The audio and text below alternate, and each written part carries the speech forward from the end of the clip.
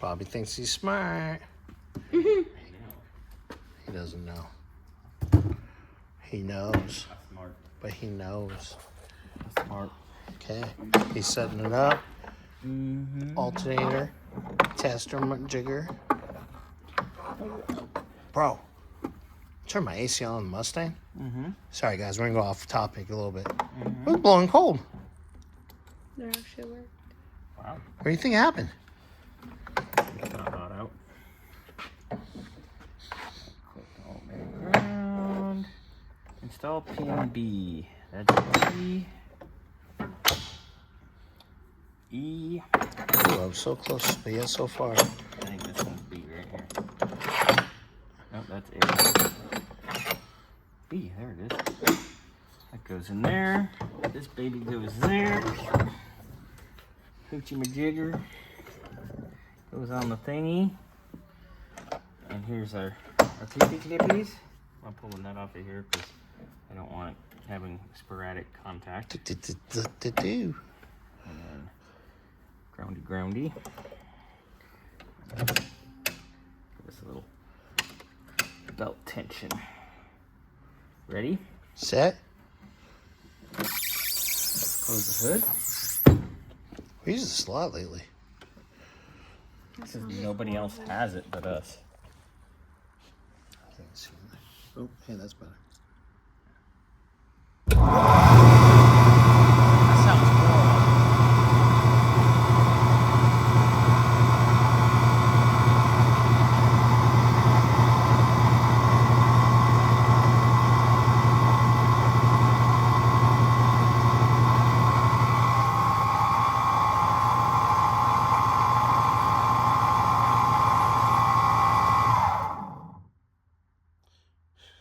Wow, that was noisy. Operating correctly, but we heard the crunchiness of the bearings.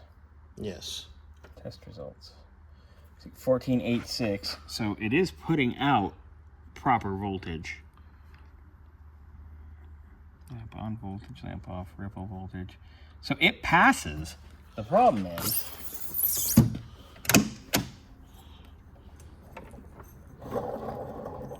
God. It's not supposed to sound like that, guys. no.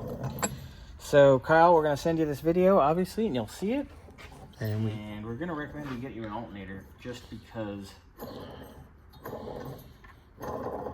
that's chonky, has no bueno. But it does charge properly, and it is on the higher end, but it charges properly. But tomato. So usually that has a connector, but I have those off because I know which one goes to which. But I can use this too to test like the little ones that I run in a race car for like the little Kubota tractor ones. Yeah, but they hook up with a GM1 wire because they work the same way. Nice. All right. All right. Listen to that. Ooh. Yeah, I'm not happy with that, but I'll print the thing anyway. You know why? Because it's nice to have notes. Yep. All right. Later.